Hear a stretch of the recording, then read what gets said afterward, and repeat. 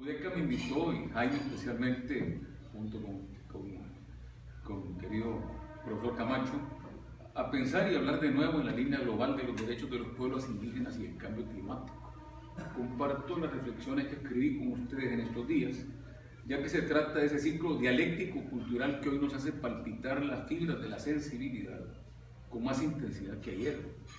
Hasta por primera vez en tantos años, siglos de existencia, el jerarca de la Iglesia Católica tradicional pone en primer lugar de su agenda político-religiosa, porque es político el papel del Santo Padre, como dicen en la Iglesia Católica, esta cuestión, y lo hace con mucha intensidad realmente en su encíclica Laudatio Si.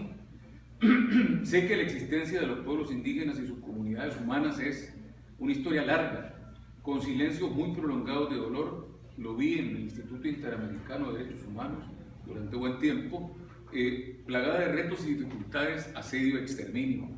Mi experiencia en el país del que provengo no es ahora, es desde antes. Fue así como me la dio a conocer desde mi juventud tan remota, cuando sobrellevamos los efectos de una sociedad desintegrada salvadoreña que nos negaba el historial indígena o lo destrozaba. Un genocidio que ya hizo referencia el doctor Camacho, continuado desde 1932, o en el mejor de los casos, como se nos decía, lo calificaba como algo extraño y ajeno al común de la gente. Desafortunadamente, la educación de élite que recibimos nunca jamás nos movió la voluntad ni la conciencia de dinamizar desde las raíces culturales indígenas más profundas de nuestro pueblo el progreso y el desarrollo humano. Lo que hemos visto a lo largo de varias décadas es una desactivación tan negativa del sentimiento y de la fe en el sentido de pertenencia e inclusión, en consecuencia de la autoestima nacional y regional. Lo que ustedes se han referido es un problema de autoestima de la región común. La educación imperante muy poco ayuda a estimular la recuperación, la valorización, Oscar, la historización de los pueblos, negando lo propio y dejando en la orfandad culturalmente destructiva a nuestras sociedades. En algunos casos es desgarrador realmente lo que hemos visto. La dedicatoria de este Observatorio Centroamericano de Derechos es éticamente trascendente, así lo veo, y sencillamente elocuente. Ya ustedes que son expertos en esto lo han comentado, y sé que las comunidades indígenas están valorando. UDECA apunta a la diversidad cultural, a la protección de los recursos naturales y a la participación indígena, derecho ineludible a la consulta, cuya centralidad son en serio la justicia social y la justicia indígena, como continuada y progresivamente ha confirmado el Sistema Interamericano para la Protección de Derechos Humanos. Lo comentamos con mi colega Nicolás Boegle, con quien trabajamos juntos durante 6 años, que de las sentencias emblemáticas sobre Guatemala, derecho a la vida de las comunidades indígenas, las sentencias de Nicaragua, la participación política en las regiones autónomas, la sentencia reciente en Panamá sobre la cuestión hidroeléctrica, no me cabe la menor duda, y así lo confirma, pues, que el derecho de los pueblos indígenas, tan incipiente, y no digo los derechos, sino más bien el derecho justo dentro de sus comunidades, representa hoy una conciencia firme e ingente del deber de preservar los recursos naturales de su tierra, que es sin más también la nuestra y la base de la vida en todas sus expresiones. La tierra, de tan vieja data, de muy acumulada riqueza natural, está muy amenazada, pero esa condición negativa, verdadera frente a la humanidad, no es de hoy.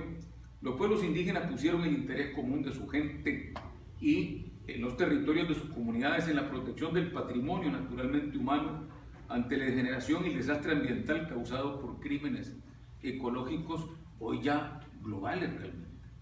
En París, diciembre del 2015, se dijo que la conservación del medio ambiente humano es una tarea urgente de todas las naciones.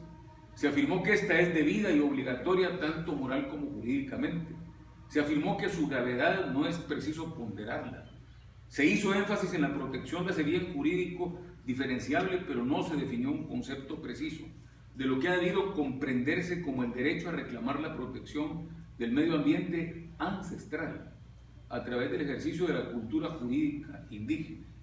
Esta cuestión que es antagónica en el ámbito del derecho internacional, ubica la justicia a través de la semiótica indígena como parte medular de ese medio ambiente ancestral, al cual identifica con los elementos naturales de titularidad común y características dinámicas de soberanía indígena, que pocos nos hemos atrevido a meternos desde el punto de vista del derecho. Ese interés colectivo en favor del bien común tan propio del derecho natural y del derecho de gentes es lo que la acción delictiva ambiental amenaza, depreda, destruye y contamina con tal magnitud grave e irreparable que ya ha cobrado vidas humanas, y así se han cometido crímenes de lesa humanidad. No me cabe la menor duda que el derecho de los pueblos indígenas y sus derechos humanos representa hoy en día la conciencia firme del movimiento internacional para la protección, para la preservación de los recursos naturales y ambientales de nuestra tierra. Es la bandera emblema, es la nave insignia realmente. En la última década, como resultado de esa movilización social, humana e indígena, la defensa del medio ambiente ha evolucionado. Es consustancial, poco a poco, con dificultades, al desarrollo humano y productivo con equidad y concurrente con la protección de los derechos fundamentales a la vida y a la salud humana. Ese movimiento no prospera sin la convergencia de mucha solidaridad colectiva, sin la educación medioambiental desde la primera edad escolar con mucho enfoque de derechos.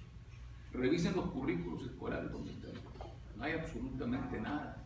En los países que investigamos durante buen tiempo, a través del enfoque de derechos humanos, del derecho a la educación en derechos humanos, asegurado por el artículo 13 y 13.2 de la Convención, del protocolo adicional en materia de derechos económicos, sociales y culturales a la Convención Americana sobre Derechos Humanos.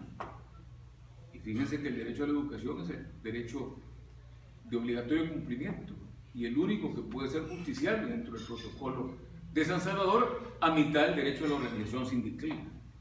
Ese movimiento pues no prospera sin la convergencia de la solidaridad, de la educación y sin la apropiación de la defensa activa de los recursos vitales y naturales por las mismas comunidades en un esquema dinámico de participación política en la acción estatal. El Observatorio Centroamericano, que ahora pasa a manos de las comunidades indígenas, como le hemos comentado con Jaime, el equipo de CUDECA de esta región, no es uno de tantos, ni uno más. Es un gesto sincero que CUDECA fundamenta sólidamente en la base del derecho indígena a la participación plena para la realización de sus reivindicaciones.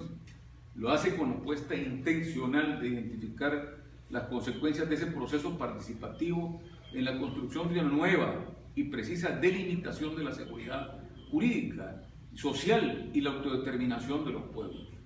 Y así en mutuo compromiso las comunidades y CUDECA tendrán la extraordinaria oportunidad de afrontar las insuficiencias de la protección constitucional, penal y administrativa, cuyos mecanismos forman parte del bloque procesal para garantizar derechos humanos propios del medio ambiente natural, ancestral y digno de cada persona humana que habita en esta nuestra bella región centroamericana del planeta.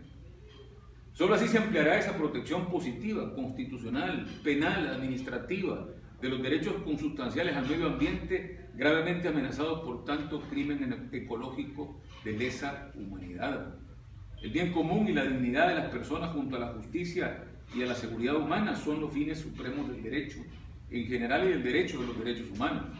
Sin embargo, esos fines no están armonizados y hay tanta desarticulación entre la legalidad con la protección efectiva de los derechos naturales y de los derechos indígenas. Es evidente, pues, que aún no hemos aprendido de las lecciones redimensionadas por la auténtica práctica del derecho y de la cultura indígena en comunión con la naturaleza. Cuando nuestros pueblos hablan de espiritualidad, no se refieren a un concepto etéreo de derechos ambientales, sino todo lo contrario, se trata del reconocimiento de que lo realmente maravilloso de la naturaleza es también espíritu vital, y es justamente esa espiritualidad que se hace patente ante un escenario de bienes naturales que se nos evaporan ante miserables prácticas inhumanas y mercantilistas que nos quitan de las manos esos bienes fundamentales para la vida que jamás podremos renovar ni recuperar. A estas alturas el desastre climático nos está poniendo contra las cuerdas. Cumbres van, cumbres vienen, qué bien, pero mejor sería hacer lo que realmente se necesita hacer, en lo individual y lo colectivo desde la sociedad y el Estado. Este es un problema estructural realmente.